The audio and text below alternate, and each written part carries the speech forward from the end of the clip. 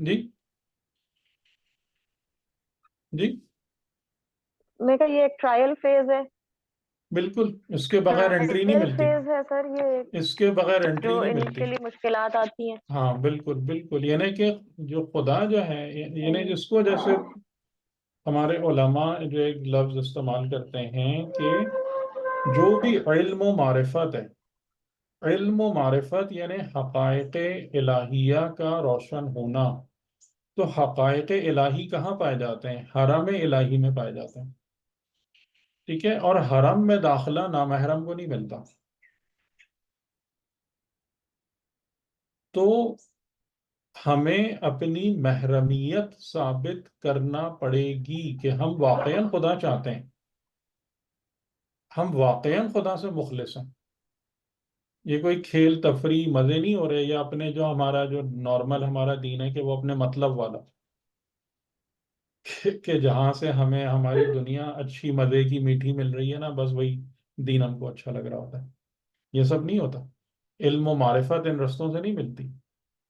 تو وہاں پر آپ کی نیت صادق ہو، اور آپ اس کے بعد اپنی نیت کو پروف کریں ان مشکلات کو سامنا کر کے، عبور کر کے، تاکہ میں مطلب خدا کے لیے مخلص ہوں. ٹھیک ہے، اور اس میں جو ایک اور بات ہے کہ جو بہت ہی زیادہ خطرناک پہلو ہے کہ اگر ایک دفعہ ایک انسان کو حرم الہی میں داخلہ مل جائے، یعنی حقائق اس پر منکشف ہونے لگیں، اور پھر اس کے بعد اگر وہ کوئی غداری کرے، یعنی غداری کا مطلب ہے کہ وہ کام کرے کہ جو رضائے خدا کے مخالف ہو، یا جو سب سے بڑا وہاں پر غداری کا ورڈ میں کیوں یوز کر رہا ہوں کہ دشمنان خدا سے موافقت والی کوئی چیز کر لے، تو اس کی مثال خدا نے دی ہے ایسے بندے کی، فَمَثَلُهُ كَمَثَلِ الْكَلْبِ، اس کی مثال کتے جیسی ہے. یہ باقاعدہ قرآن کے لفظ ہیں، سورہ آراف آیت 175. تو وہ بہت ہی خطرناک مرحلہ ہوتا ہے کہ ایک دفعہ خدا نے یا نظام خدا نے ان بندے پر اعتماد کیا، اس کو اپنے حرم میں راہ دی، اور پھر اس نے اس سے غداری کی. تو یہ بہت بہت ڈینجرس مسائل ہیں. اور اسی لیے یعنی کہ واقعاً کہ جو لوگ رسول کے ساتھ رہے اور امام کے ساتھ رہے، اور اس کے بعد انہوں نے جو گڑبڑ سڑبڑ کی ہے، اور وہ پتہ نہیں پھر ان کے حساب میں ان کا کیا حال بنے گا. یا اسی طریقے سے کہ جو لوگ علم کے معاملے میں آگے جاتے ہیں اور پھر اس کے بعد وہ کام کرتے ہیں کہ جو مرضی خدا کے مخالف ہوتا ہے، تو پھر ان کا حساب جو ہے پتہ نہیں پھر کیسے ہوگا. ٹھیک ہے، تو یہ وہ معاملات ہوتے ہیں. اس طریقے سے پروگریشن ہوتی ہے. تو یہ وہ نہیں ہے کہ خالی آپ جو ہے نا بس ایک انفارمیشن ہے وہ بھرا رہے ہیں، لوگوں کو دیے جا رہے ہیں، یہ وہ چیز نہیں ہے. یعنی تربیت نفوس اور معارف الہیہ کا کھولنا جو ہے نا، یہ اس قسم کی چیز نہیں ہے. اس کے اندر بہت زیادہ روحانی انپٹ ہوتی ہے. یہ سب چیزیں ایسے نہیں ہوتی جو ہم نارملی سمجھ رہے ہوتے ہیں کہ بس آئے اور تقریر کر دی اور بول دیا اور بس چلے گئے، گھر بیٹھ گیا جا کے.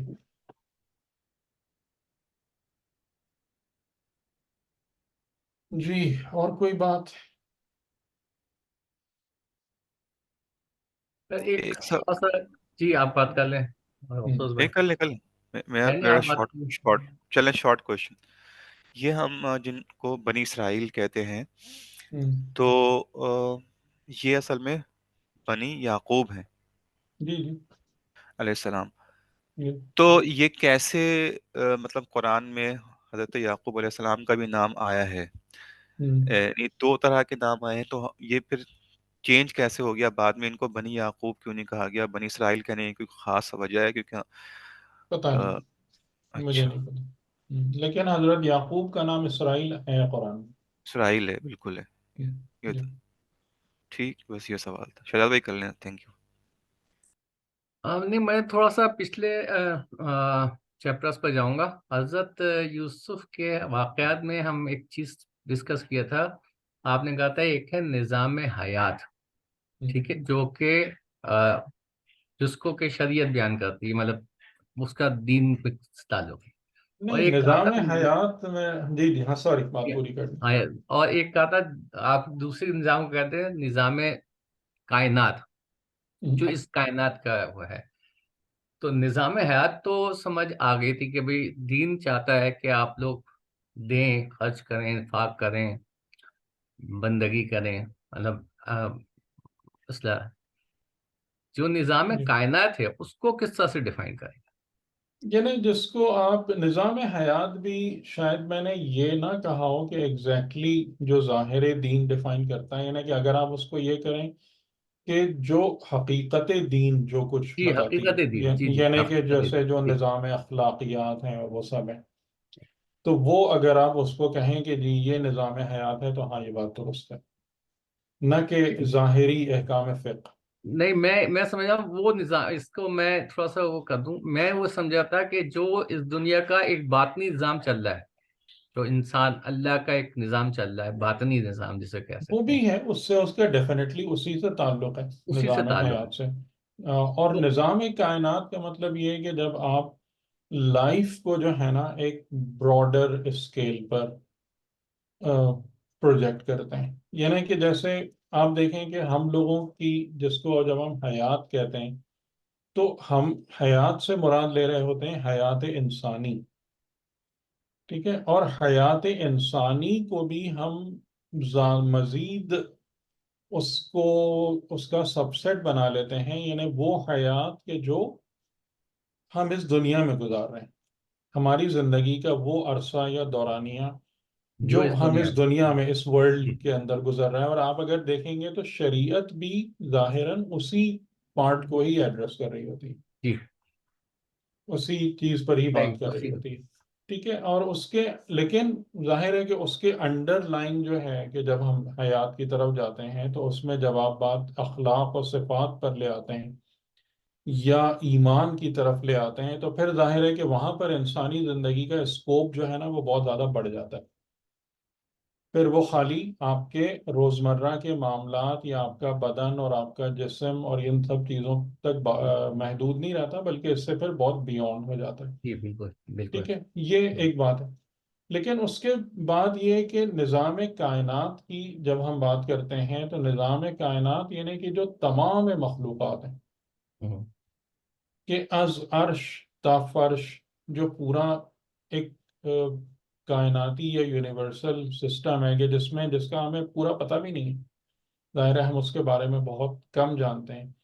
اور اس سے میری مراد یہ ہوتی ہے کہ جیسے ایک، آپ لوگ، مجھے نہیں پتا کہ آپ لوگوں نے اس بات کو ایکسپیرینس کیا ہے اپنی لائف میں یا نہیں، کہ انسان جو ہے نا وہ کبھی کبھی اپنے آپ کو زندگی کے روبرو پاتا ہے، یعنی کائناتی زندگی کے سامنے محسوس کرتا ہے کہ لائف کہاں سے اوریجنیٹ ہوئی، لائف کس طریقے سے سسٹین ہوتی ہے، زندگی اس پوری کائنات میں کن کن شکلوں میں، صورتوں میں، حالتوں میں پائی جاتی ہے، یہ تمام کا تمام نظام کن اصولوں پر قائم ہے، کن بنیادوں پر چل رہا ہے، مخلوقات کا انٹریکشن کس طریقے سے ہے. اب ظاہر ہے کہ یہ وہ تمام کی تمام چیزیں ہیں کہ جو میرے نظام حیات سے بالکل الگ ہیں. ٹھیک ہے، صحیح صحیح. ہے. لیکن میں اس سے ٹوٹلی ڈسکنیکٹڈ بھی نہیں ہوں. نہیں، ٹھیک ہے، یعنی ابھی جو میرے فیکٹر پر، پاس وہ چیز ہے کہ جو میری زندگی کا نظام ہے، چاہے آپ اس کو میرے ظاہر تک رکھیں یا باطن تک لے جائیں، لیکن یہ جو پورا کائناتی زندگی کا نظام ہے، یہ یعنی جیسے مثال کے طور پر کہ اگر ایک کوئی بندہ ہے کہ جو بایولوجیکل سسٹمز پہ غور کر رہا ہے، یا کوئی انسان ہے کہ جو فزیکل سسٹمز پہ غور کر رہا ہے، کوئی ایسٹرونومی یا کاسمولوجی، ستاروں سیاروں پہ غور کر رہا ہے، تو آپ کیا یہ نہیں سمجھتے کہ وہ انسان انسانی زندگی کے نظام حیات سے آگے بڑھ کر ایک اور ڈومین میں انٹر ہو جاتا ہے؟ ہوں، ایسے ہی صحیح. ہوتا ہے نا. جی جی، بالکل. ٹھیک ہے، تو وہ اس سے مراد نظام کائنات ہے، اور انسان کو یہ فیسلٹی دی گئی ہے کہ ہم، بلکہ ہم حقیقتاً ڈیپ ڈاؤن اس سے کنیکٹڈ ہیں. हाँ یعنی इन में तो ایسا نہیں ہے، connected है. ایسا نہیں हाँ ہے کہ ہم اس سے کوئی الگ چیز ہیں، کہ ہماری زندگی الگ ہے اور کائنات کی حقیقت الگ ہے. لیکن یہ کہ نارملی جب ہم لائف گزار رہے ہوتے ہیں اور ایون دین کے پرویو کے اندر بھی گزار رہے ہوتے ہیں، تو ہماری جو زندگی کا ایک سسٹم ہے وہ ایک ڈفرینٹ چل رہا ہوتا ہے نا. یعنی کہ جیسے ہم جب بات کرتے ہیں تو ہم یہ کرتے ہیں کہ جی ہمیں یہ کرنا ہے، یہ حلال ہے، یہ حرام ہے، جائز ہے، ناجائز ہے، ان اخلاق سے اپنے کو مزین کرنا ہے، یہ ہماری صفات ہیں، یہ ہمارا ایمان ہے. یہ ایک ہمارا نظام بنتا ہے نا ہماری زندگی کا. اور اس سے ریلیٹڈ اور جو مختلف قوانین ہیں جو اسی سے ریلیٹڈ ہیں. لیکن جب آپ اس کائنات کے اس میں جاتے ہیں تو آپ یعنی چپکے سے کہہ لینا کہ اپنی ذات سے باہر نکل کے کھڑے ہو جاتے ہیں، اور آپ اس پوری زندگی کو ایک دوسری نظر سے یا ایک دوسرے کنیکشن کے ساتھ فیل کر رہے ہوتے ہیں. اور اس جگہ پر آپ کو پھر یعنی خدا کی عظمت، اس ہستی کی بزرگی اور وہ تمام کی تمام چیزیں جو ہے نا اس کو آپ زیادہ اچھے طریقے سے فیل کرتے ہیں. اور وہ جو کائناتی تصور ہے وہ آپ کی ذات کو ایک نئے طریقے سے انرچ کرتا ہے. ہے یا نہیں؟ ٹھیک صحیح صحیح ٹھیک ہے. تو وہ والے معاملات جو ہیں نا وہ عام تو طور آپ سے ہمارے یعنی کہ آپ اگر دیکھیں کہ رسول خدا صلی اللہ علیہ وآلہ وسلم کا جو اگر آپ کتابوں میں موجود ہے جو بحیرہ راہب کے ساتھ آپ کی گفتگو ہے، کتنے بڑے تھے حضور جب حضرت ابو طالب کے ساتھ ایک سفر تجارت پہ گئے تھے اور وہاں وہ بحیرہ سے وہ جو راہب تھا ہاں 12 سال. بالکل ینگ تھا نا. 12 تو اس سال نے طالب علم. ہاں تو اس نے مطلب کچھ نشانیاں دیکھی تھیں اس قافلے کے اندر. اور اس میں مطلب اس نے حالانکہ وہ کسی سے ملتا نہیں تھا، لیکن ان لوگوں نے اس کے جو بھی تھا گرجا یا کلیسا اس کے قریب وہ کیا تھا، قیام کیا تھا اس قافلے نے. اس نے کچھ نشانیاں دیکھی تو اس نے ان لوگوں کی دعوت کی، حضرت ابو طالب اور ان کے قافلے کی، ان کو، حالانکہ وہ ملاقات نہیں کرتا تھا. تو یہ لوگ گئے، رسول خدا نے فرمایا میں نہیں جا رہا، میں نہیں جاؤں گا. آپ چھوڑ دیا ادھر ہی جہاں پر وہ قافلہ تھا. تو اس نے شاید اگر مجھے صحیح یاد آ رہا ہے کہ وہ دیکھا تھا کہ ابر کا سایہ اس قافلے کے ساتھ ساتھ چل رہا ہے. تو اس نے پھر اس چیز کو دیکھا، نوٹ کیا کہ وہ ابر جو ہے نا وہ ادھر ہی موجود ہے. تو انہوں نے کہا، اس نے پوچھا کہ کیا تم کسی کو چھوڑ کر آ گئے ہو پیچھے؟ تمام لوگ نہیں آئے یہاں پہ. تو حضرت ابو طالب نے کہا کہ میرا ایک بھتیجا ہے، بالکل ینگ لڑکا ہے، وہ نہیں آنا چاہ رہا تھا. وہ تو اس نے اصرار کر کے پھر آپ کو بلایا اور پھر آپ سے اس کا ایک مکالمہ ہے، گفتگو ہے. تو اس میں اس نے ایک سوال کیا تھا کہ آپ کس چیز کو سب سے زیادہ دیکھنا پسند کرتے ہیں؟ تو آپ نے جواب دیا تھا آسمان اور اس کے تاروں کو. اور جب میں ان کو دیکھتا ہوں تو اپنے آپ کو اس سے بلند یعنی ان کو اپنے دامن میں محسوس کرتا ہوں اور اپنے آپ کو اس سے بلند پاتا ہوں. سنا ہے کبھی آپ نے یہ؟ سر میں نے نہیں سنا نہیں ہے لیکن نہیں. نہیں نہیں سنا سر نہیں کام کی باتیں تو ہمیں بتائی نہیں جاتی نا. بس یہ ابر کا سایہ بتایا جاتا ہے، ابر کا سایہ دیکھا. اور ٹھیک ہے. اور بھی کئی ایسے اس قسم کے جملے تھے کہ مطلب وہ اس نے جیسے یہ پوچھا تھا کہ میں جو آپ سے پوچھوں گا آپ سچ سچ بتائیں گے. آپ نے کہا میں نے زندگی میں کبھی جھوٹ نہیں بولا، مجھے جھوٹ سے نفرت ہے. تو اس طریقے کے کئی. اور یہ آئی تھنک جو کتاب شیعہ ہے یا اسلام ہے علامہ طباطبائی کی، اس میں انہوں نے یہ واقعہ نقل کیا. اور اس نے پھر کہا تھا کہ میں آپ کے دونوں شانوں کے بیچ کی جگہ کو دیکھ سکتا ہوں، اس کو بوسہ دے سکتا ہوں. ٹھیک. تو جو ہے نا یہ والے معاملات کے انسان کی اگر زندگی میں وہ کائناتی تصور ہو، یہ بہت بڑی نعمت اور دولت ہے. یعنی انسان کی ذات کی جو ایکسپینشن ہے انٹو دا یونیورس، جس کو شہید مطہری نے بھی ایک جملہ کہا ہے کہ جو انسان کی محدود خودی ہے، پرسنل ایگو ہے، جب وہ کائناتی خودی یعنی یونیورسل ایگو میں ٹرانسفارم ہو جاتی ہے، تب انسان صحیح معنوں میں اپنے کمال تک پہنچتا ہے.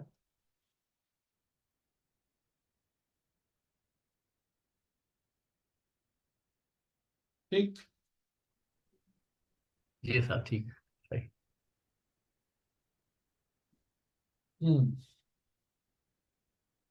تو ہم بات شروع کرتے ہیں. بسم اللہ الرحمن الرحیم. ہم آیت نمبر 6 تک پہنچے تھے، جس میں کہ حضرت موسیٰ علیہ السلام کے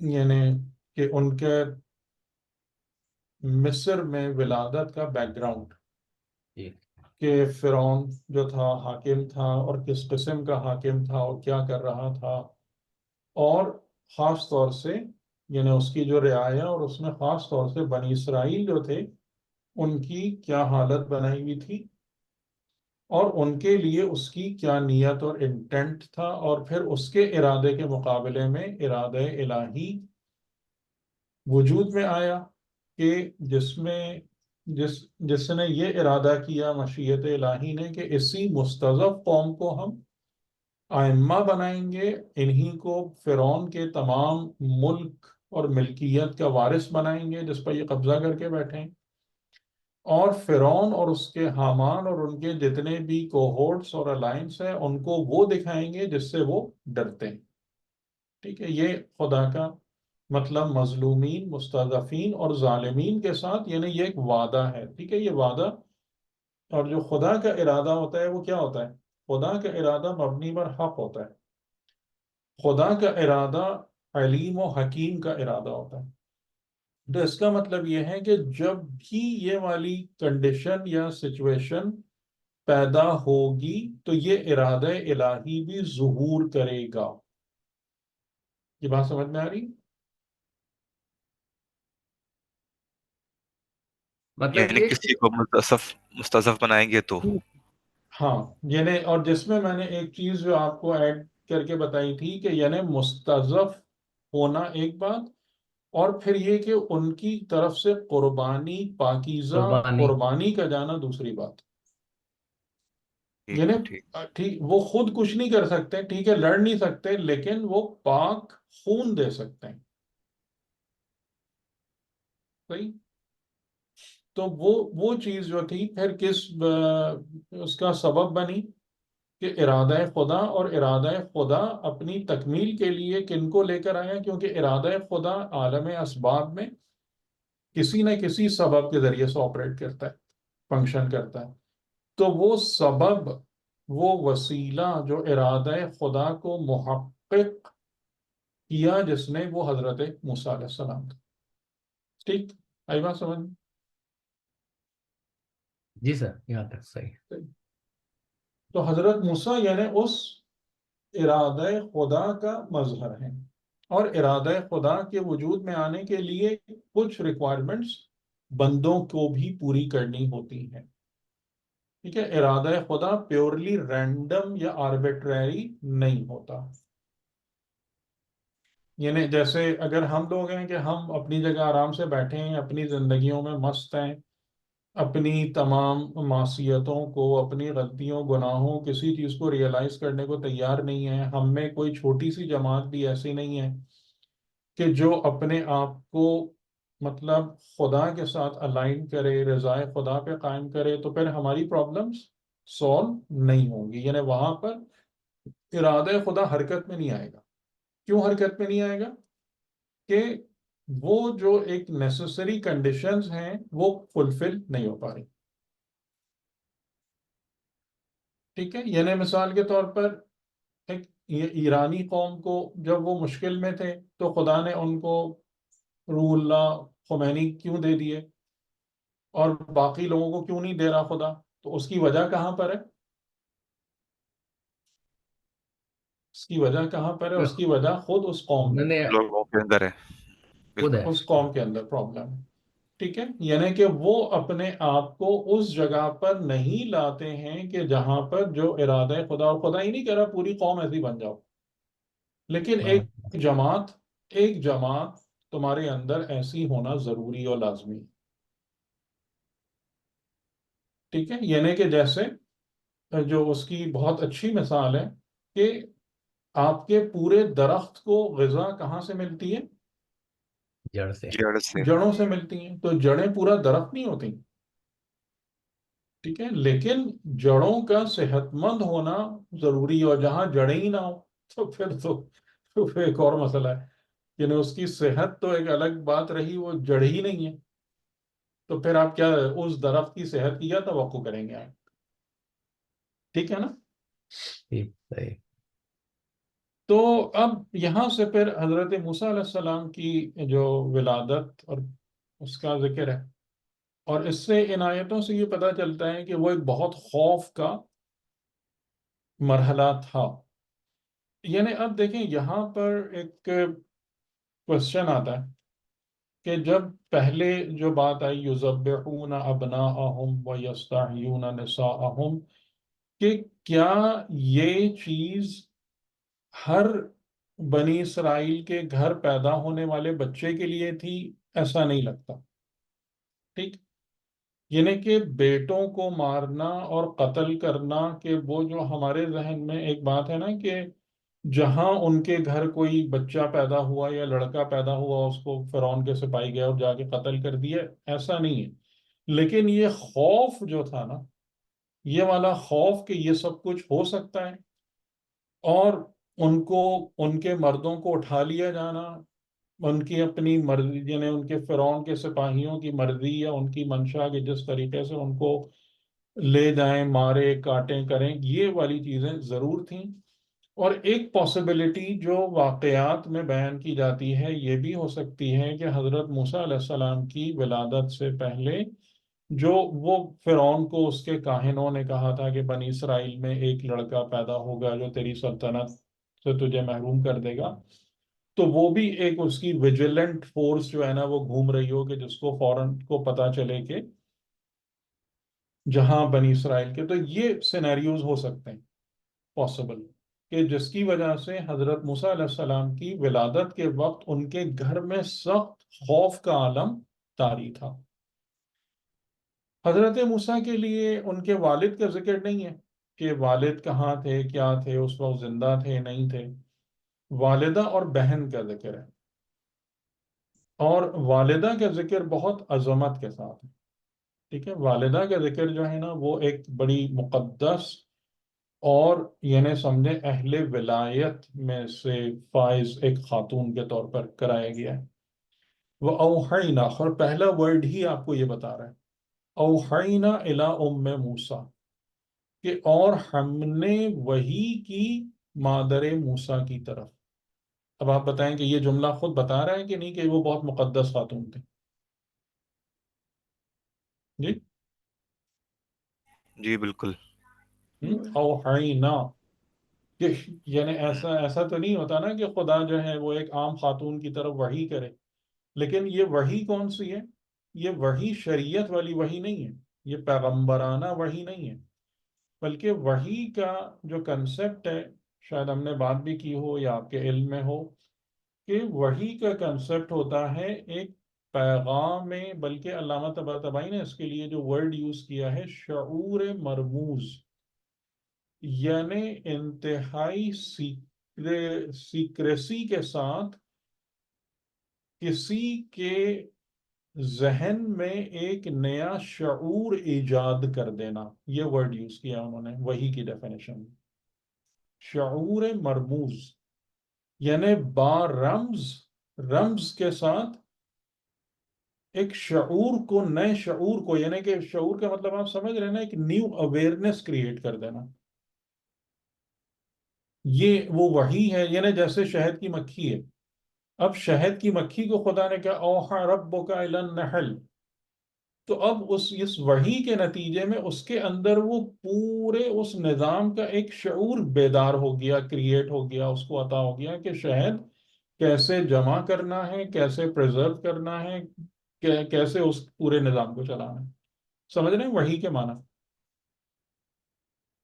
ٹھیک ٹھیک ہے. جی یا تو ٹھیک ہے. اچھا اس میں کچھ لوگ یہ بھی کہتے ہیں، جیسے یہ ایک وحی ہے، اب شہد کی مکھی کا بھی ہے، اور بعض افراد یہ کہتے ہیں کہ خواب بھی جو ہے وہ کسی لیول پر جو صحیح خواب ہوتے ہیں مومن کے اس طرح کے، اس کے بارے میں بھی کہتے ہیں کہ وہ بھی کوئی الہام، وہ وہ ٹھیک کیا ہے، ہے؟ وہ تو اپنی جگہ پر ہیں کہ پیغام خدا، لیکن وحی کا معنی ہے کہ انسان کے وجود کے اندر ایک نئی اویئرنس کریٹ کر دینا، اور اتنی رازداری کے ساتھ اس کام کا ہونا کہ کسی دوسرے کو اس کی خبر بھی نہ ہو۔ آ رہی بات سمجھ میں؟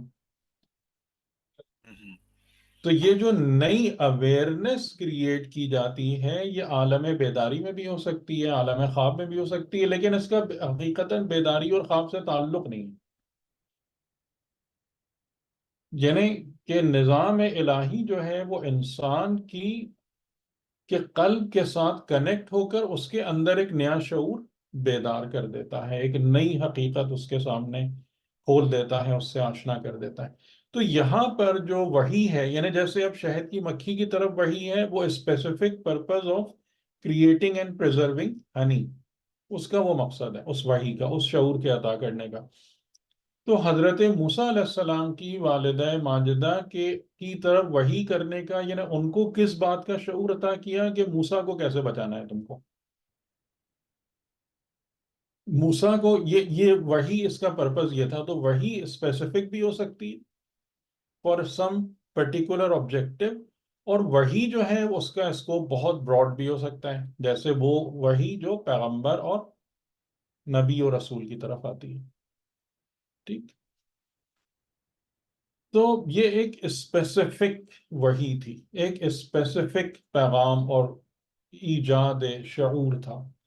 لیکن آبویسلی کہ خدا کا نظام جو ہے وہ کس میں پینیٹریٹ کر سکتا ہے، بتائیں؟ پاکیزہ جو نفس میں۔ ظرفیت رکھتا ہو۔ پاکیزہ نفس میں جس میں ظرفیت ہو۔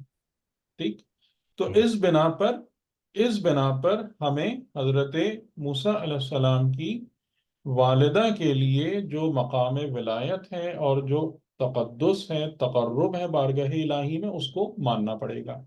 اور جیسے آیت اللہ جوادی عاملی نے بھی، جو ان کے جو دروس ہیں کافی تفصیلی، ولایت در قرآن، اور جو چھپے بھی ہیں، تو اس میں بھی انہوں نے ولایت کے جو ایگزامپلز ہیں ان میں حضرت موسیٰ علیہ السلام کی والدہ کا ذکر کیا ہے کہ مقام ولایت یعنی مقام تقرب الہی پر فائز ہستی، تو ان پر وحی ہوئی، ان کی طرف ہم نے وحی کی۔ کیا وحی کی؟ اور وحی جیسا میں نے آپ سے کہا کہ ایک اویئرنیس ہے، یعنی بالکل کلیئر انسٹرکشنز ہیں آف واٹ ٹو ڈو، جیسے ہنی بی کے لیے بالکل کلیئر انسٹرکشنز ہیں واٹ ٹو ڈو، تو ان کے لیے بھی وہ ہدایت آ گئی۔ نمبر 1، ان ارضعی، اس کی رضاعت کرو، یعنی اس کو جو بھی غذا دینا ہے، جو کچھ کرنا ہے وہ کام کرو۔ وَإِذَا خِفْتَ عَلَيْهِ، اور اگر تم اس کے بارے میں خوف محسوس کرو، فَأَلْقِيهِ فِي الْيَمِّ، یم پانی یا دریا، اس کو پانی میں، دریا میں ڈال دینا۔ ٹھیک ہے، اگر خوف محسوس کرو، یہ تھی انسٹرکشنز، یہ وحی ہے۔ اور اس کے بعد یعنی یہ چیز جو اگلا جملہ ہے، اب آپ سمجھ لیں کہ یہ ناز ہے کہ خدا اپنے اولیاء کو صرف کام نہیں لیتا ان سے، ان کے ناز بھی اٹھاتا ہے۔ جب انشاءاللہ آگے جا کے ہم جیسے حضرت مریم سلام اللہ علیہ کے بارے میں بھی پڑھیں گے، وہاں بھی ہم کو یہ چیز نظر آتی کہ اب اولاد کو دریا میں ڈال دینا یہ کوئی آسان کام ہے؟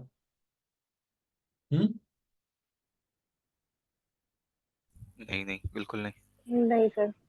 رسکی بہت۔ بہت مشکل تھا، بہت کہ مشکل اس میں، ٹھیک ہے نا؟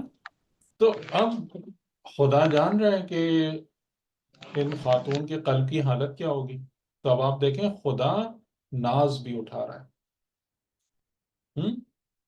ولا تخافی، خوف نہیں کرنا، ولا تحزنی، یہ دو جملے استعمال کرنے کا کیا مطلب ہوا؟ لا تخافی کافی نہیں تھا؟ ये اللہ क्या ان है اولیاء जमीन। اللہ لا خوف علیہم ولا هم हम्म یحزنون، وہاں پر हम्म بھی یہی ہے۔ हाँ, तो लेकिन क्या मतलब है इसका?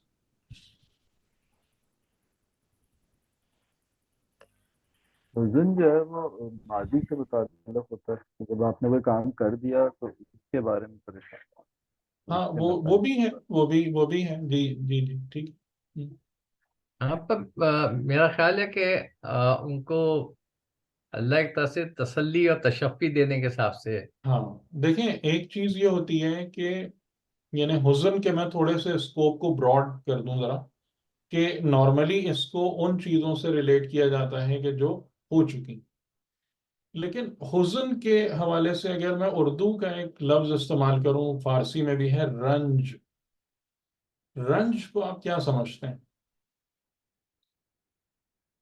کسی چیز کے چلے جانے کا جو ہوتا ہے رنج، وہ ہاتھ سے نکل جانے وہ کا۔ بھی ہے، یعنی بلکہ اگر اس کو آپ یوں سوچیں کہ آپ کے ساتھ اگر ناخوشگوار واقعات درپیش ہوتے چلے آ رہے ہیں تو وہ آپ کے دل پر ایک اثر ڈال کر ان کو افسردہ کر دیتے ہیں، اور وہ افسردگی والی کیفیت جو ہے نا وہ آپ لے کر چل پھر رہے ہوتے ہیں، اس کو کہتے ہیں رنج۔ ٹھیک بات سمجھ میں آ ٹھیک، رہی؟ صحیح ہے صحیح، تسلسل کے ساتھ صحیح۔ کہ یعنی جیسے مثال کے طور پر کہ خدا نہ خواستہ کسی گھر میں والد والدہ کا انتقال ہو گیا، ٹھیک ہے، یہ چیز ایک ماضی میں ہے، لیکن اس کی وجہ سے جو درد ہے کیا وہ ان کے انتقال کے ساتھ ختم ہو گیا؟ نہیں، انہیں آپ نے دفنا دیا، ان کو رخصت کر دیا، لیکن وہ ایک چیز اثرات۔ جو ہے نا اسی طریقے سے، یعنی کہ جو چیز انسان کے اندر باقی رہتی ہے نا، جو غم جو باقی رہتا ہے، اس کو ایک تکلیف دے رہا ہوتا ہے، اس کو مسلسل اذیت میں ڈالے ہوئے ہوتا ہے نا، یہ حزن و رنج ہے، اور نارملی یہ ریلیٹ کرتا ہے to the events of past, تو اس لیے اس کو ماضی سے ریلیٹ کرتے ہیں، لیکن یہ وہ چیز ہے حزن، ٹھیک۔ اور خوف کا مطلب کیا ہوتا ہے؟ خوف کا مطلب یہ ہوتا ہے کہ جو کچھ آئندہ ہونے والا ہے اس کے بارے میں اپریہنشن یا فیئر، کہ ایک چیز آپ کے سامنے ہو گئی، ایک ایونٹ ہو گیا، اب آپ اس کے بارے میں پریشان ہیں کہ اب کیا ہوگا، یہ اب کیا ہوگا والی بات جو ہے نا وہ خوف کی طرف جاتی ہے۔ تو یعنی لا تخافی، اس بارے میں تمہیں ڈرنے کی ضرورت نہیں ہے کہ تمہارے بچے کے ساتھ کیا ہوگا، اور جو ان تمام واقعات اور حالات کی بنا پر جو رنج تمہارے دل میں ہے اس کی طرف سے بھی تم پرسکون رہو کہ انشاءاللہ کوئی مسئلہ نہیں ہے۔ کیوں مسئلہ نہیں ہے؟ اس لیے کہ اب معاملات ہمارے ہاتھ میں ہیں۔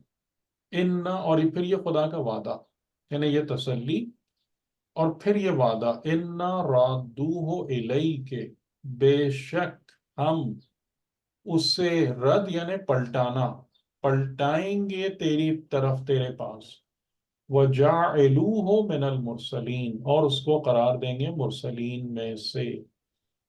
تو یعنی کہ اس سے ہمیں کیا سمجھ میں آتا ہے؟ پری ڈیسٹینیشن ہے یا نہیں ہے؟ معاملات پہلے سے طے شدہ ہوتے ہی نہیں ہوتے؟ جی ہوتے ہیں سر، نا؟ ہو سکتے ہیں، بے شک بے شک پہلے سے فطرت میں معاملات ہوئے ہیں۔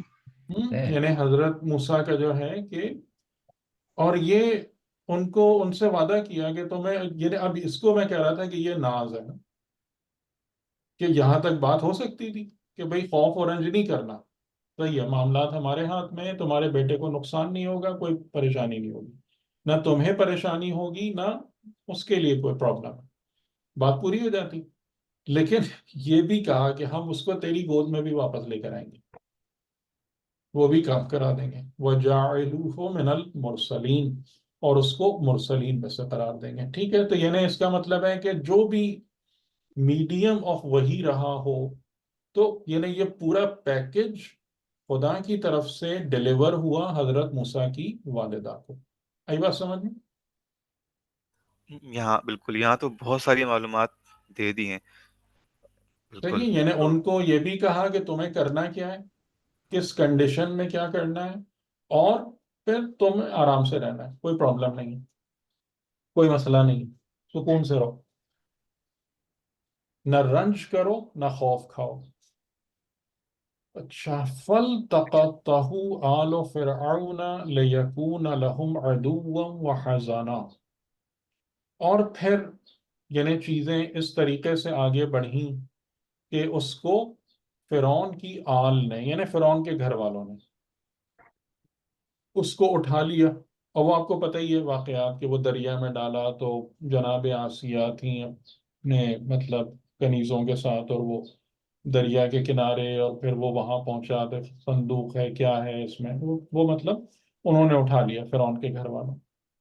لیکون لہم، کس لیے اٹھا لیا؟ تاکہ وہ ہو جائے، یعنی موسیٰ کیا ہو جائے، لہم ان کے لیے، عدوًا دشمن، و حزنا ان کے لیے رنج کا باعث بن جائے. ٹھیک، تو رنج جو ہوتا ہے وہ کس کو لاحق ہوتا ہے؟ جو دشمن خدا ہو یا دشمن حجت خدا ہو، ان کے لیے رنج ہے. اولیاء خدا کے لیے نہ خوف ہے نہ حزن. ان فرعون و حامان و جنودہما کانوا خاطئین، اور بے شک فرعون اور حامان اور ان دونوں کے لشکر یا ان دونوں کے جو بھی پورے کوہورٹس، وہ یقیناً خطا کار تھے، خاطئ تھے، یعنی خطا کو عمل میں لانے والے. اب یہاں سے کیا ہوا؟ وقالت امرأۃ فرعون قرۃ عین لی ولک، کہ اور کہا امرأ یعنی فرعون کی زوجہ نے، اور امرأ کا مطلب عورت ہوتا ہے، کہ فرعون کی عورت یا زوجہ نے کہا قرۃ عین، یعنی کہ انہوں نے جب حضرت موسیٰ کو دیکھا اور ان کی شکل پر نظر ڈالی تو فی الفور ایک محبت اور اپنائیت کا احساس کیا انہوں نے، اور انہوں نے کہا قرۃ عین لی ولک. اچھا، اب قرآن کریم کے جو طریقے ہیں، قرآن کریم ان نیسیسری ڈیٹیلز جو ہے نا بالکل اس کو اومٹ کرتا چلا جاتا ہے، کہ اب یہ نہیں بتا رہا ہے کہ وہ کوئی بیج سے بنی ہوئی کوئی باسکٹ تھی، یہ لکڑی کا صندوق تھا جس میں. اب یہ دلچسپی مورخین کو ہوتی ہے، قرآن کو نہیں ہے ان چیزوں سے دلچسپی. ٹھیک، تو بیچ میں کیا چیز اومٹ ہو گئی کہ وہ چیز جس چیز میں بھی ڈالا تھا انہوں نے حضرت موسیٰ کو، وہ بہتی بہتی وہاں تک گئی، اور انہوں نے اس کو اٹھایا اور پھر یہ کیا، اور پھر فرعون کو خبر ہوئی کہ بنی اسرائیل کا ایک بچہ تمہاری بیوی نے اٹھا لیا ہے، اور پھر اس نے سب کو بلایا، اور یہ سب چیزیں اومٹ ہو گئی ہیں بیچ سے. تو یعنی یہ جو آیت ہے نمبر 9، یہ بتا رہی ہے کہ اب وہ بچہ یعنی حضرت موسیٰ فرعون کے سامنے آ گئے، فرعون کے سامنے، اور فرعون نے فوراً چھوٹتے ہی کہ جب پتا چلا کہ یہ بنی اسرائیل کا بچہ ہے تو اس کو کہا اس کو قتل کرو. ٹھیک، تو انہوں نے پھر یہ کہا کہ ہم امید کرتے ہیں، امید کا ورڈ یہاں نہیں ہے لیکن وہ کیا کہ یہ میری اور لک تیری آنکھوں کی ٹھنڈک بن جائے. لا تقتلوہ، اس کو قتل مت کرو، عسا، امید ہے، ان ینفعنا، کہ وہ ہمارے لیے نفع پہنچانے کا سبب بنے، او نتخذہ ولدا، یا ہم اس کو اتخاذ کر لیں ولد، اولاد کے طور پر. وہ یہ سب جو بولے جا رہے تھے، وَهُمْ لَا يَشْعُرُونَ، نہ آسیہ کو پتا تھا کہ وہ کیوں بول رہی ہیں، اور نہ فرعون کو کچھ پتا تھا کہ یہ سب کیا ہو رہا ہے. ٹھیک، تو یہاں پر ایک دو تھوڑے سے انٹرسٹنگ پوائنٹس آتے ہیں، جس میں ایک چیز آپ دیکھیے کہ یعنی یہاں سے یہ بات پتا چل رہی ہے کہ جو فرعون اس وقت حکمراں تھا وہ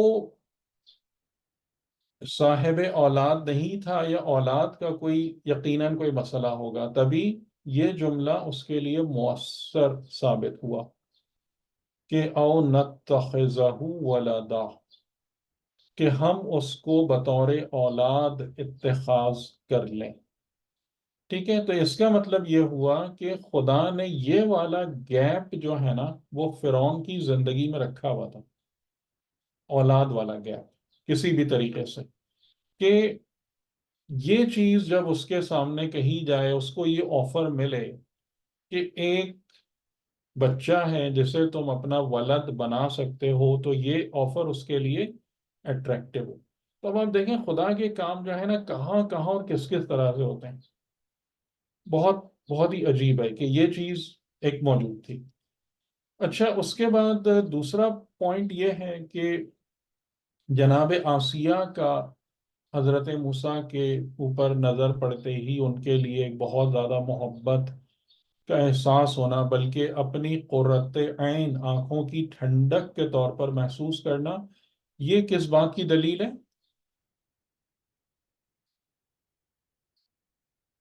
کس بات کی دلیل ہے؟ یہ ان کی بھی پاکیزگی. پاکیزہ نفس، ایمان ن- کی. ایمان یہ جی پاکیزہ یہ نفس. اس بات کی دلیل ہے کہ اگر نفس میں پاکیزگی ہے تو اس میں ولایت و محبت حجت خدا آٹومیٹیکلی بلٹ ان ہوتی ہے. صحیح. تو یہ بہت بڑی علامت ہے پاکیزہ نفس کی، کہ لیکن محبت محبت ہو. صحیح ہے نا؟ یہ پھر یہ مطلب میں اس بحث میں نہیں جانا چاہتا، آپ بھی اس کو اچھے طریقے سے سمجھتے ہیں کہ محبت محبت ہو، اور محبت کا مطلب ہوتا ہے قربانی. ٹھیک ہے، بہرحال جو الحمدللہ جیسے ماشاء اللہ بہت سارے مومنین کے پاس ہے. اب اس کے بعد جو سب سے بڑا سوال ہے وہ یہ ہے کہ خدا نے یہ کام کیوں کیا؟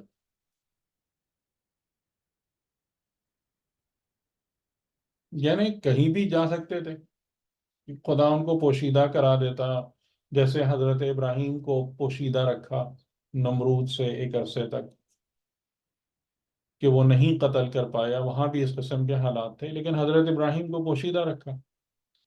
یہ فرعون کے محل میں ہی پہنچانا اور وہیں اس کی پرورش کرانا اور یہ سب، یہ کیوں تھا؟ یہ اس کی کوئی حکمت آپ کو سمجھ میں آتی ہے؟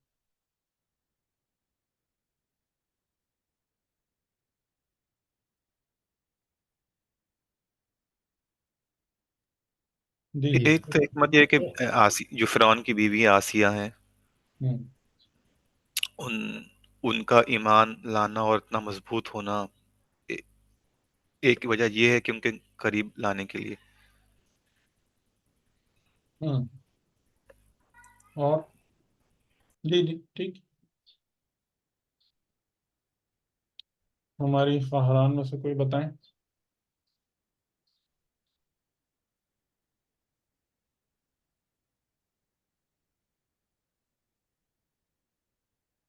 کیا وجہ سمجھ میں آتی ہے؟ خدا کا ارادہ جو ہے نا وہ جو ہے زیادہ ہوں. طاقتور ہے ٹھیک ہے، فرعون کے صحیح ارادے ہے. سے. جی جی جی ٹھیک ہے. اس میں دیکھیں ایک جو بات سمجھ میں آتی ہے نا وہ یہ ہے کہ جو طاغوت ہے، یعنی طاغوت کون ہوتا ہے؟ جو خدا کے مقابلے میں کھڑا ہوتا ہے. ٹھیک ہے، وہ یعنی وہ معصیت کار گناہ گار خطا کار نہیں ہوتا طاغوت. طاغوت اس کو کہتے ہیں کہ جو خدا کے نظام کو ریپلیس کرنا چاہتا ہے اپنے من پسند نظام سے، جو کہ فرعون کے اس میں بالکل واضح نظر آتا ہے، جو میں نے آپ کو آیت بھی دکھائی تھی سورہ والنازعات کی، انا ربکم الاعلی الیس لی ملک مصر، کہ کیا یہ ملک و مصر اور اس کی نہریں اور اس کے باغات میرے لیے نہیں ہیں؟ میں تمہارا سب سے بڑا رب ہوں. تو یہ طاغوتیت ہے، یعنی خدا بھول جاؤ، وہ سب اس کو ہٹاؤ، میں ہوں جو بھی ہوں، تمہاری ربوبیت میں کروں گا، مالکیت میری.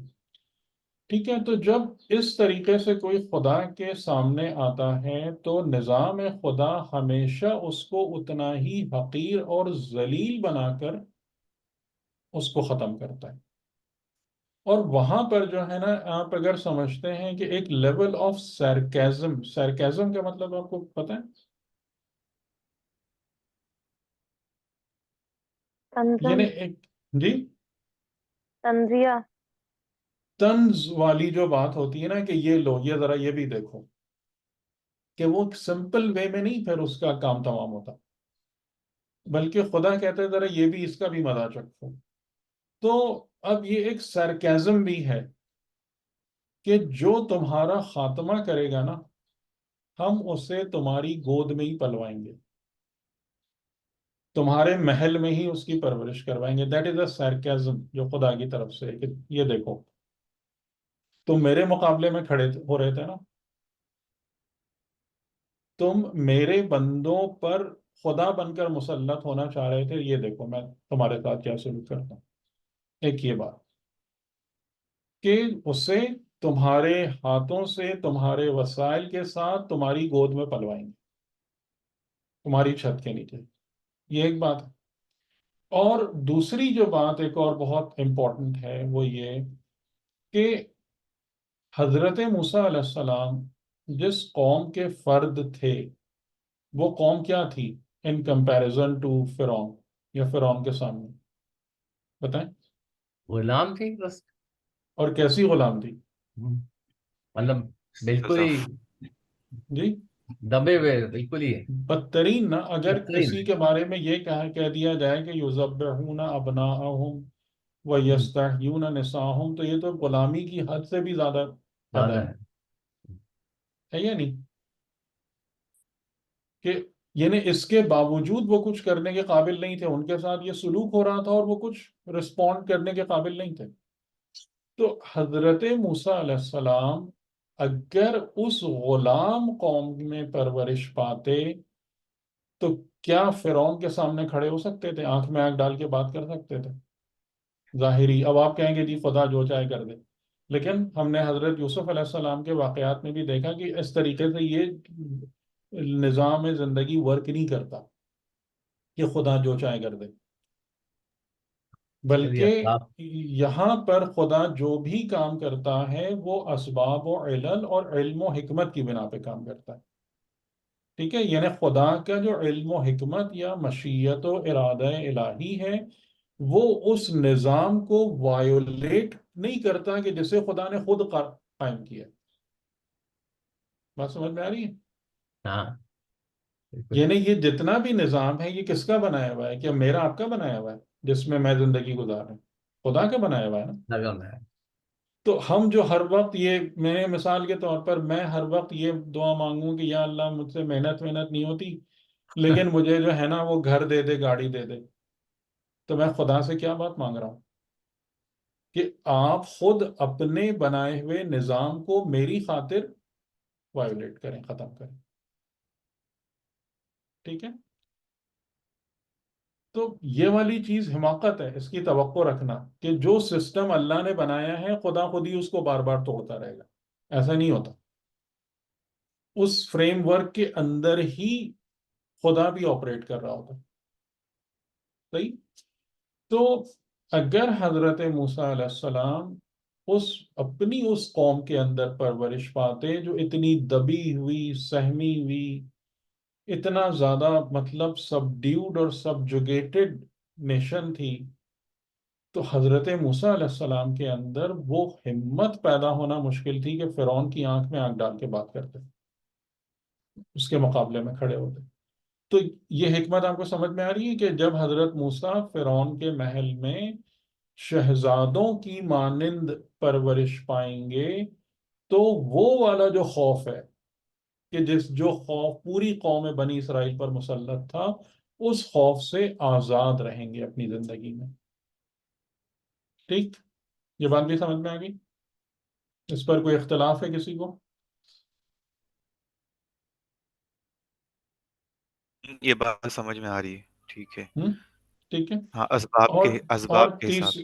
جی، اور تیسری وجہ جو ہے جو آگے چل کے سمجھ میں آتی ہے کہ فرعون کی خود اپنے محل کے اندر کچھ افراد ایسے تھے کہ جن میں قبولیت ایمان کا پوٹینشل موجود تھا. جی. ٹھیک ہے؟ اور وہ پھر حضرت موسیٰ علیہ السلام کی برکت سے ان کو بھی رستہ اور وہ چیز ملی، کیونکہ حضرت موسیٰ جو تھے وہ اپنی، ایسا نہیں تھا کہ اپنی زندگی کے اگر لڑکپن یا نوجوانی ہے تو وہ فرعون کے ساتھ اس کے جیسے کام کر رہے ہیں اور بعد میں اچانک تبدیل ہو گئے۔ حضرت موسیٰ تھرو آؤٹ اسی مطلب جو پیامبرانہ روش پر ہی تھے تھرو آؤٹ۔ تو وہ بھی کہ یعنی کہ جیسے جن میں ہمیں دو پرسنالٹیز نظر آتی ہیں، ایک جناب آسیہ ہیں، دوسری جن کو مومن آل فرعون کہا گیا، اور پھر یعنی قرآن میں سورہ مؤمن کی آیتوں سے ہمیں یہ بھی محسوس ہوتا ہے کہ ان کے ارد گرد بھی کچھ اور افراد بھی تھے کہ جو خدا اور توحید کی باتوں کو سن رہے تھے۔ ٹھیک ہے، تو یہ وجوہات سمجھ میں آتی ہیں کہ جس کی بنا پر کیا ہے کہ یعنی مشیت الہی نے کس بات کو پریفر کیا کہ حضرت موسیٰ علیہ السلام کی پرورش کہاں پر ہو؟ جی، خود فرعون کے محل میں۔ فرعون کے محل میں۔ ایک بات کہاں پر کہ وہاں تو حضرت موسیٰ کو اٹھا لیا گیا دریا سے اور فرعون کے پاس گئے، اور جناب آسیہ نے فرمائش کی کہ اس کو اپنے پاس رکھ لو اپنے بیٹے کے طور پر۔ دوسری طرف حضرت موسیٰ علیہ السلام کی والدہ کا جو تھا، اچھا یہ جو جملہ ہے نا، اس میں تفسیر میں اختلاف ہے۔ جیسے وہ حضرت یوسف کے باس میں ہم نے نہیں پڑھا تھا کہ کیا تھا کہ وہ بھی مائل ہو جاتے ہمت بہی و ہمہ بہا لولا ان رآ برہان ربی۔ اس جملے میں پورا اختلاف ہے، دو بالکل کنٹراسٹنگ اوپینین ہے۔ یعنی ایک طرف وہ کہتے ہیں کہ وہ نے توجہ کی اور انہوں نے بھی توجہ کی، لیکن جیسا میں نے آپ کو کہا تھا کہ جو جیسے علامہ طباطبائی نے جو بات بتائی کہ اس نے توجہ کی اور یوسف متوجہ ہو جاتے اگر برہان رب نہ دیکھے ہوئے ہوتے۔ تو اسی طریقے سے اصبح فؤاد ام موسیٰ فارغہ، فارغ یعنی لائک ایمٹی ہو گیا، فارغ ہو گیا یعنی خالی ہو گیا۔ کیا چیز خالی ہو گئی؟ مادر موسیٰ کا فؤاد، ان کا قلب، اصبح کہ یعنی کہ جب اس کے بعد وہ چلے گئے، یا آپ کہہ لیں کہ صبح ہو گئی یا اگلا دن آ گیا، تو ان کا فؤاد، ان کا قلب خالی ہو گیا۔ تو اس سے جو مطلب زیادہ تر مفسرین ہیں یا اہل سنت کے مفسرین ہیں کہ وہ جو تھے نا، یعنی وہ اتنا زیادہ پریشان ہوئی کہ ان کے دل میں یا ان کے دماغ میں سوچنے سمجھنے کی صلاحیت ہی نہیں رہی۔ فارغ ہونے کا، جیسے ہم یہ بھی یہ کہتے ہیں نا کہ یہ بندہ تو بھائی فارغ ہو گیا، تو فارغ ہونے سے آپ کیا مراد لیتے ہیں؟ یہ چلا گیا، ختم، نہیں، ہوش و حواس ہی گم ہو گئے اس کے۔ وہ ہو گیا، ہاں۔ ٹھیک ہے، معاف ہو گیا اس کا ذہن۔ لیکن یہاں بھی انہوں نے کہا کہ نہیں، یہ نہیں، بلکہ ہر قسم کی پریشانی سے فارغ ہو گیا۔ کیوں؟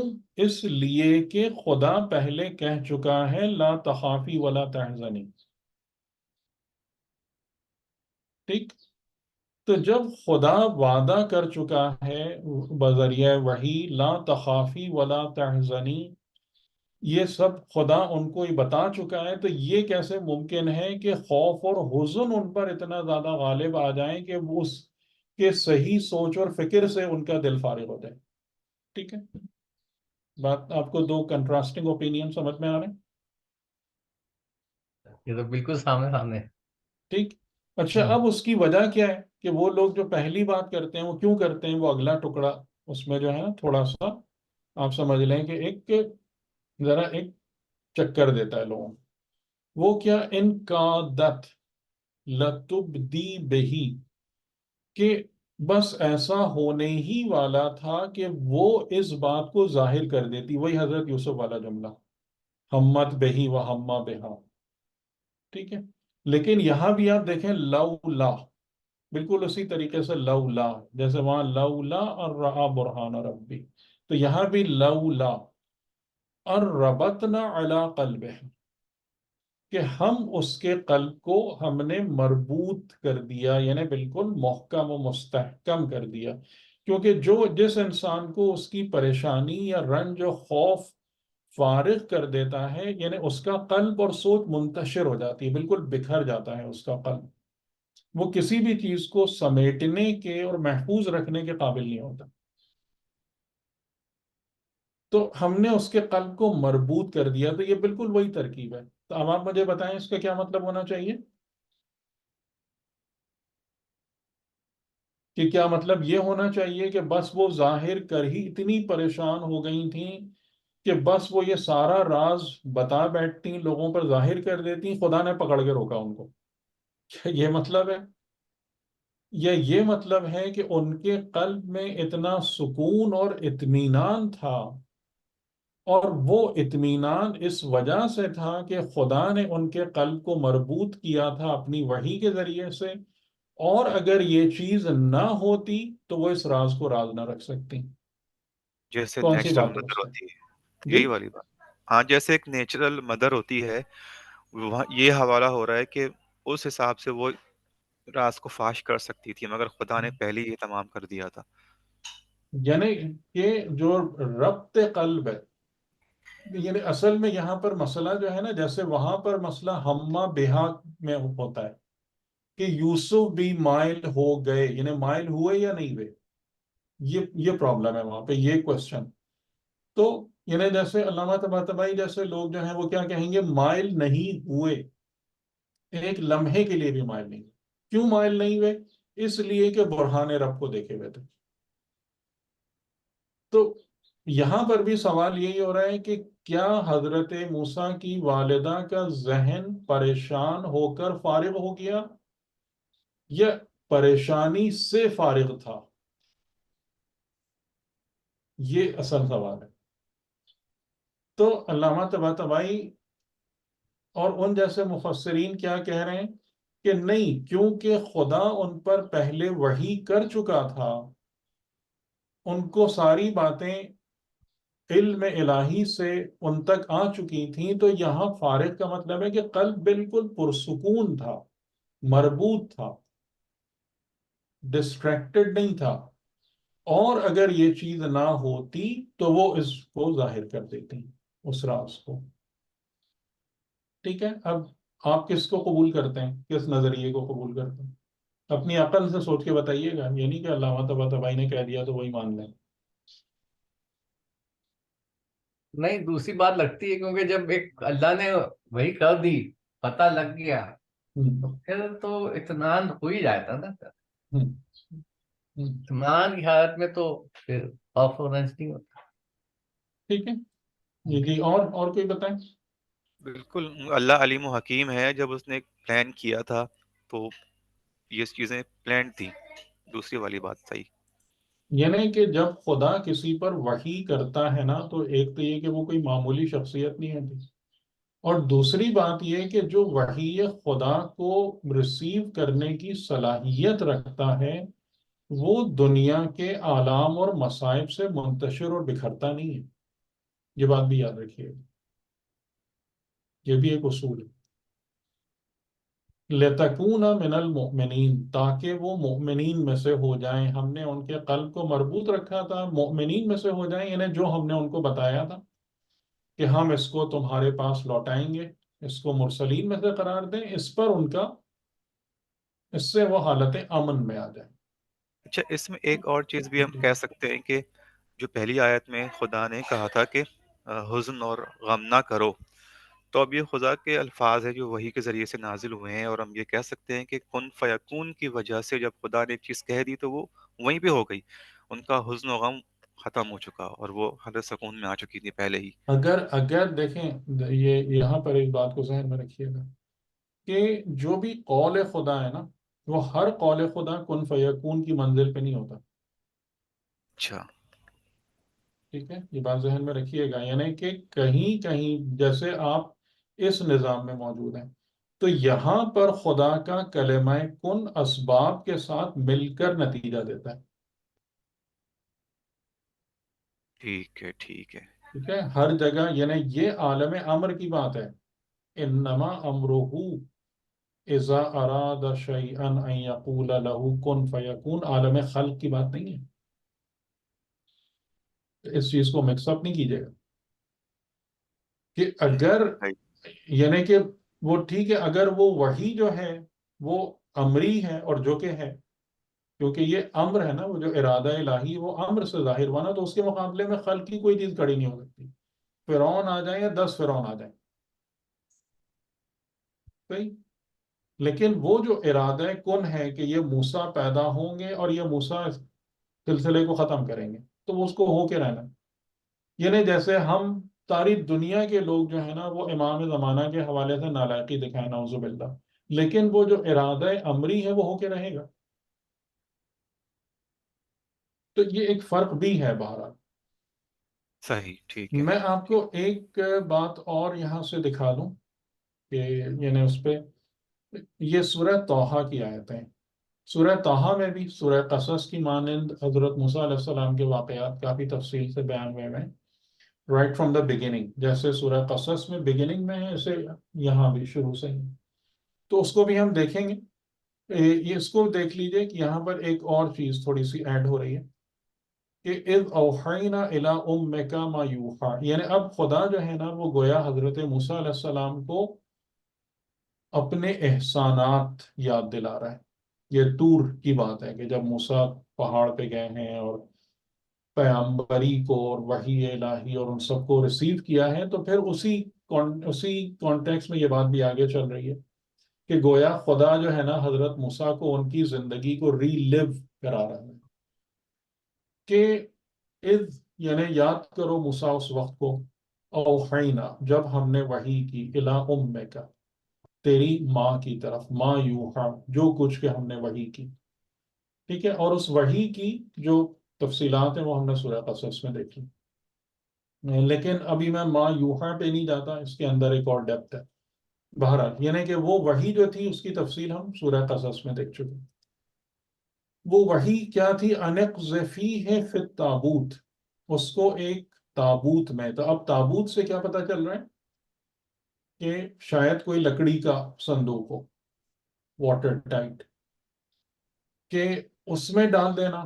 فقذفیہ فی الیم اس کو پانی میں ڈال دینا. یعنی اس کا مطلب ہے کہ جو حضرت موسیٰ علیہ السلام کی والدہ پر وحی کی اس میں یہ تفصیلات بھی موجود تھیں. فقذفیہ فی الیم اور پھر اس کے بعد اس کو پانی میں ڈال دیا. فَلْيُلْقِهِ الْيَمُّ بِالسَّاحِلِ اور پھر پانی نے اس کو پہنچا دیا ساحل تک. یہ بہت امپورٹنٹ سینٹینس ہے یا نہیں ہے؟ جی جی ہم؟ بالکل ساحل مطلب تک. پانی نے اس کو وہاں پہنچایا ہے جہاں پر ہاں یعنی اس کا مطلب کیا ہے کہ دیکھیں تمام کی تمام کائنات جو ہے نا وہ لشکر خدا ہے. تمام کائنات لشکر خدا ہے. کہ پانی کو کیا حکم تھا کہ اس تابوت کو ڈبونا نہیں ہے اور کہاں پہنچانا یہ بتا دیں. اور کدھر پہنچانا ایگزیکٹ ود ایکوریسی. آپ دیکھ رہے ہیں اس چیز کو. فَلْيُلْقِهِ الْيَمُّ بِالسَّاحِلِ تو پھر پانی نے یعنی جیسے حضرت ابراہیم میں ہم نے پڑھا تھا یا نارو کونی بردن و سلامن علی ابراہیم اے آگ ٹھنڈی ہو جا سلامتی کے ساتھ ابراہیم پر. تو یعنی کہ حقیقتاً ٹھنڈا ہونا فعل نار تھا بحکم خدا حکم خدا کی تعمیل میں. تو یہ نار آب یہ سب کیا ہیں؟ یہ سب لشکر خدا ہے. یہ سب خدا کی فرما بردار مخلوق ہے. فَلْيُلْقِهِ الْيَمُّ بِالسَّاحِلِ اور پھر اس کے بعد یَأْخُذْهُ اور پھر اس کو اٹھا لے. کون؟ عَدُوٌّ لِّی جو میرا دشمن ہے وَعَدُوٌّ لَّهُ جو اس کا دشمن ہے. اور یہاں پر لہو ہے لکا نہیں ہے. تو اس کا کیا مطلب ہے کہ یہ پورا سینٹینس کس کو بتایا گیا ہے؟ ابھی تو بات ہو رہی ہے حضرت موسیٰ سے. رسول اللہ کو. نہیں نہیں نہیں نہیں نہیں حضرت لہو. موسیٰ کی والدہ کو. اچھا ماں یوحا ہے نا یہ ماں یوحا کے انڈر میں ہے. تو اس اچھا ان کا سے خطاب مطلب ہے. ٹھیک تو مطلب ٹھیک. اور یہاں پر آخر میں کہ اس تابوت کو اٹھا لے جو میرا دشمن ہے اور جو اس کا دشمن ہے. تو mother حضرت in law. موسیٰ یہاں پر تھرڈ پرسن کے طور پر، جبکہ حالانکہ وہ مخاطب ہے اس ڈائلاگ میں. اور پھر اس کے بعد دوبارہ جو خطاب ہے وہ حضرت موسیٰ کی طرف پلٹتا ہے. وَأَلْقَيْتُ عَلَيْكَ مَحَبَّةً مِّنِّي، اور میں نے تجھ پر اپنی طرف سے، اپنے پاس سے محبت کو القاء کر دیا تھا. اس جملے کا کیا مطلب ہے؟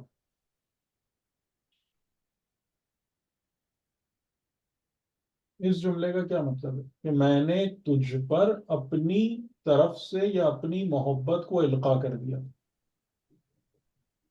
یعنی اپنی محبت ڈال دی. ہاں، تو کیا ہوا اس کے ہوا کیا؟ معنی کیا ہوا؟ مطلب فائدہ کیا ہے اس کا؟ اس کا مطلب یہ ہے کہ فرعون اور اس کی زوجہ جو تھی وہ محبت آ گئی، دیکھ کر میں محبت میں چلا ٹھیک، ہو گئی. ہاں، صحیح صحیح. پھر اس کا فائدہ؟ پھر اس لیے انہوں نے اپنے گھر میں بھی رکھ لیا آپشن کے محبت لیے کی بات وجہ کی نا اس نے، سے. پھر کہ ورنہ ہم اگر اپنا بیٹا بنا لیں. ہاں، تو آپ اس چیز کو محبت نہ دیکھ رہے ہوتی ہیں. تو محل میں جی جی، بول لیجیے، بات پوری کر لیجیے. نہیں، لیکن یہ تو حضرت موسیٰ اچھا، کے دل میں ڈالی جا رہی ہے محبت، نہ کہ ان تو کے دل حضرت میں. موسیٰ کے کیا ہے؟ ہاں، وَأَلْقَيْتُ نہیں اس میں، عَلَيْكَ. ہم ہاں نے ہاں ڈال ہاں دی آپ کے لیے، آپ ہاں پر. ہاں ہاں، میں بھی تھوڑی سی وضاحت کر دیتا ہوں. صحیح، ہاں. ٹھیک ہے.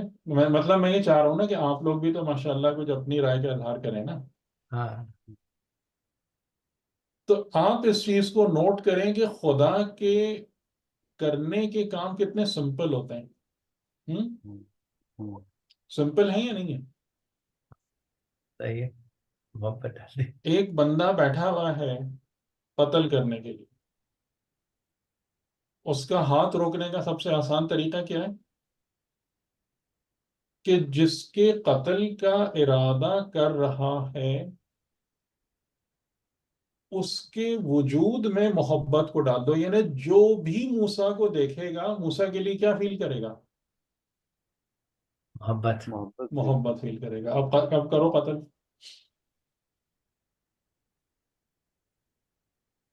بات سمجھ میں آ رہی ہے آپ کو؟ کہ موسیٰ میں اپنی طرف سے محبت کو ڈال دیا. یعنی یہ خالی وہ مسئلہ فرعون اور آسیہ کا نہیں ہے. جو بھی موسیٰ کو دیکھے گا ان کے لیے کیا محسوس کرے گا؟ اپنے دل میں محبت محسوس کرے گا. ٹھیک. تو خدا کے کرنے کے کام جو ہے نا اتنے سمپل ہوتے ہیں، اتنے آسان طریقے سے. اور یہ تمام کی تمام کائنات لشکر خدا، پانی، ہوا، آگ، جو بھی ہے، یہ ایون لوگ بھی، جس سے جو چاہے کام لے لیں. تو ارادہ خدا جب حرکت میں آتا ہے، ارادہ خدا جب اپنے مراحل کو طے کرنا شروع کرتا ہے تو پھر اس طریقے سے یعنی کوئی چیز اس کے آگے رکاوٹ بن کے نہیں کھڑی ہو سکتی، چاہے تم دشمن ہو، دوست ہو، کچھ بھی ہو. ٹھیک ہے، یہ والی بات کلیئر ہوئی آپ کو کہ حضرت موسیٰ کو فرعون کیوں نہیں قتل کر پایا؟ اب ہم اس کا کیا جواب دیں گے اس آیت کی روشنی میں؟ اللہ نے کیونکہ اس کے دل میں محبت ان محبت کے. ڈالی. اس کے دل میں نہیں محبت ڈالی، موسیٰ میں اپنی محبت کو رکھ دیا کہ جو بھی موسیٰ کو دیکھے گا ان کے لیے محبت محسوس کرے گا. صحیح. یہ پراپر بات ہوگی. ٹھیک ہے. اور جو اگلا جملہ ہے وَلِتُصْنَعَ عَلَىٰ عَيْنِي، اس پر انشاءاللہ ہم تھوڑا سا اگلی دفعہ اور گفتگو کریں گے. یہ بہت گہرا جملہ ہے. میں اس کا آپ کو بس وہ تھوڑا سا میننگ بتا دوں. وَلِتُصْنَعَ، تُصْنَعَ کا مطلب کیا ہوگا؟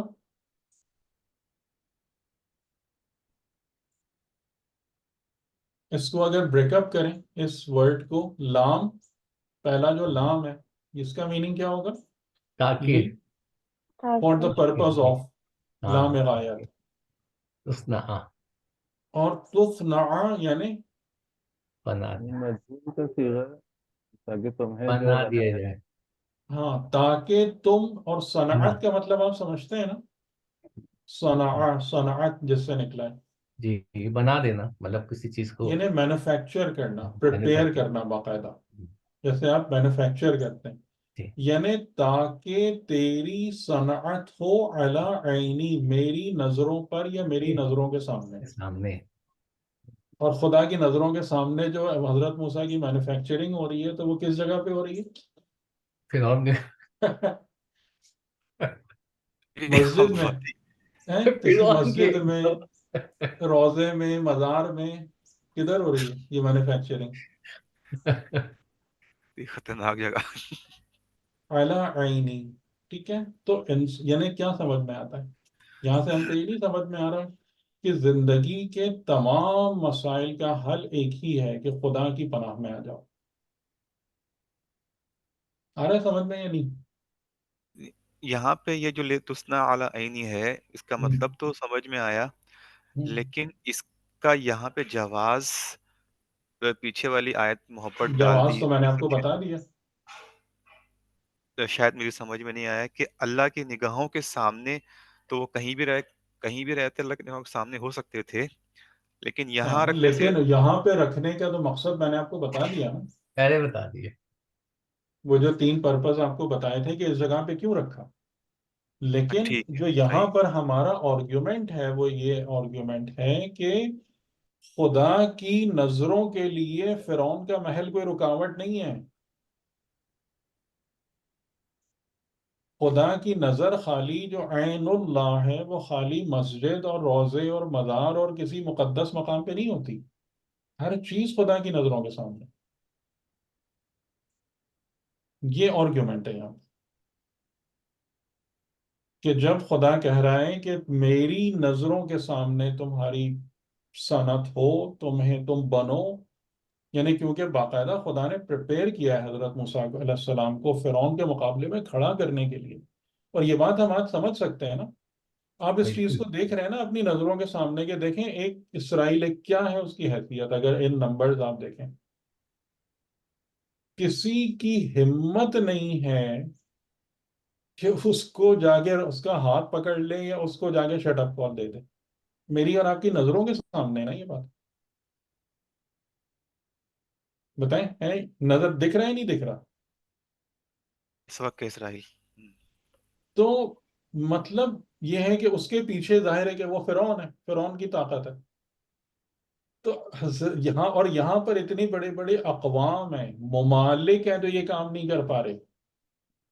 اس میں جا کر کس کو فرعون کے سامنے کھڑا ہونا تھا؟ اس پوری کنگڈم کے سامنے کس کو کھڑا ہونا تھا؟ 2 آدمیوں کو. 2 آدمیوں کو، قوم کو نہیں. آپ کو بات واضح ہو رہی؟ کس نے جا کے ان کو للکارنا تھا کہ بنی اسرائیل کو آزاد کرو، تم یہ حضرت غلط موسیٰ کام کر رہے ہو. ہارون پھر ہارون بھی بعد میں ایڈ ہوئے نا. بعد میں ہٹ ہوئے. تو اس کو اس مقام تک پہنچانے کے لیے اس ہستی کی باقاعدہ ایک تربیت اور پریپریشن ضروری تھی. وہی بات ہے کہ خدا اپنے بنائے ہوئے اسباب کے نظام کو معطل نہیں کرتا.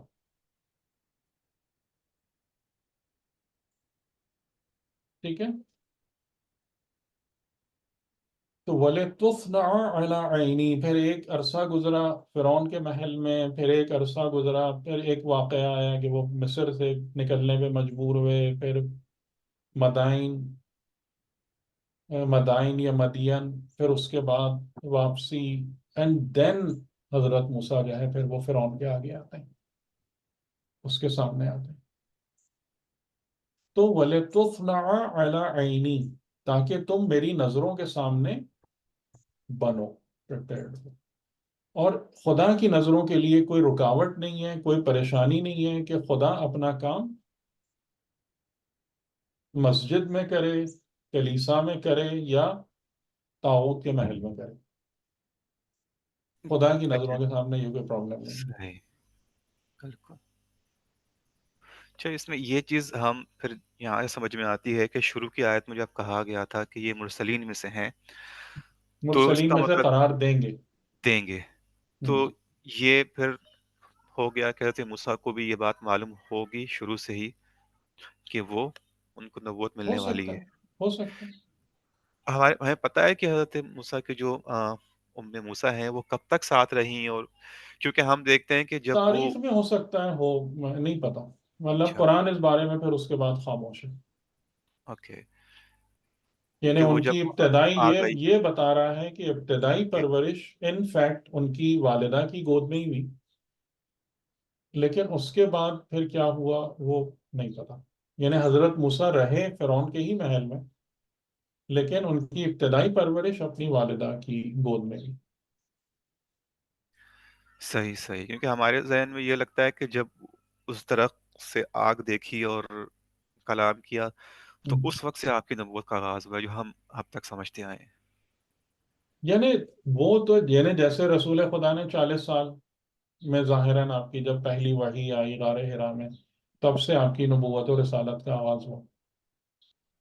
لیکن یہاں سے آپ کو ایک بات سمجھ میں آ رہی ہے نا، حضرت یوسف سے بھی یہ بات سمجھ میں آ رہی ہے، حضرت وہاں تو بالکل موسیٰ سے کلیئر. بھی یہ بات سمجھ میں آ رہی ہے کہ یہ جو کچھ بھی ارادہ الہی ہے ان ہستیوں کے بارے میں وہ رائٹ فرام دا بگننگ ہے. وہاں حضرت یوسف بچپنے میں وہ خواب دیکھ رہے ہیں، یہاں پر حضرت موسیٰ علیہ السلام کی والدہ کو ان کی پیدائش کے وقت یہ ساری باتیں بتائی جا رہی ہیں.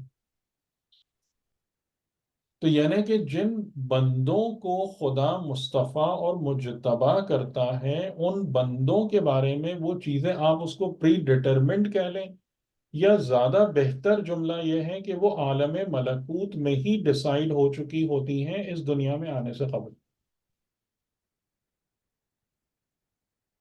ٹھیک ہے، یعنی اس کی وجہ، اس کی ایک وجہ سمجھ میں آتی ہے نا. کہ اگر ہم یہ پوچھیں جی میرے لیے ایسا کیوں نہیں ہوتا، کیا میں بھی ایسا ہی ہوں؟ نہیں، میں ایسا نہیں ہوں، اس لیے کہ میری ذات جو ہے نا اس کے اندر ابھی رائٹ اور رانگ مکس اپ ہے.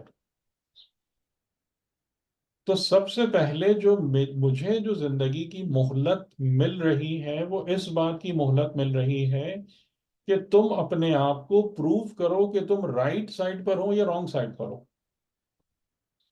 اس کے بعد پھر یعنی کہ وہ ہستیاں ہیں کہ جن کے بارے میں یہ مسئلہ نہیں ہے، اس بات کو ڈٹرمن نہیں کرنا کہ انہوں نے حق کی راہ کو فالو کرنا ہے یا نعوذ باللہ حق کے اگینسٹ جانا ہے، یہ مسئلہ نہیں ہے.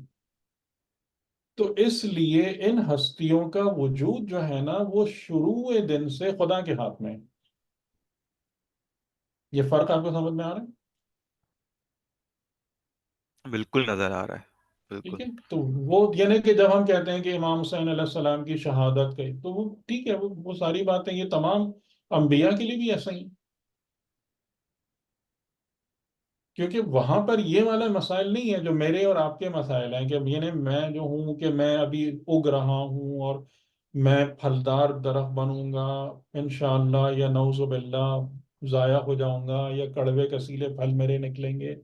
ابھی تو میں اس ڈٹرمنیشن کی سٹیج میں ہوں کہ میں ہوں کیا، میں ہوں کیا. ابھی تو مجھے یہی نہیں پتا، یعنی کہ ابھی آپ کہہ لیں کہ نظام خدا میں ابھی یہی چیز اپنے انجام تک نہیں پہنچی کہ میں ہوں کیا. تو جب ایک دفعہ یہ والا فیصلہ ہو جاتا ہے نا تو پھر اس کے بعد چیزیں کلیئر ہوتی ہیں. یعنی یہ ہستیاں وہ ہیں کہ جو جس چیز کو روایات میں مختلف طریقوں سے، ظاہر اس کا میکینزم ہمیں نہیں پتا ایگزیکٹلی کہ ہم نے عالم زر میں جو وہ آیت ہے الستو بربکم اس کی صدا پر بلا کہا، یعنی اب وہ ایک چیز ہے جو بہت زیادہ ڈیپتھ ہے اس کی، اس پہ جانے کا فائدہ بھی نہیں.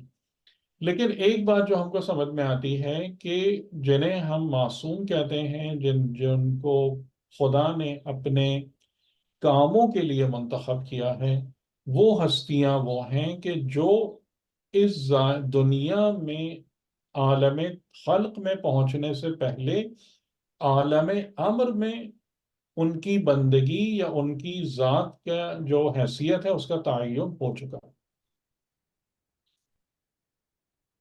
ان کو یہ والا امتحان نہیں دینا میرے والا کہ تم ادھر ہو یا ادھر ہو.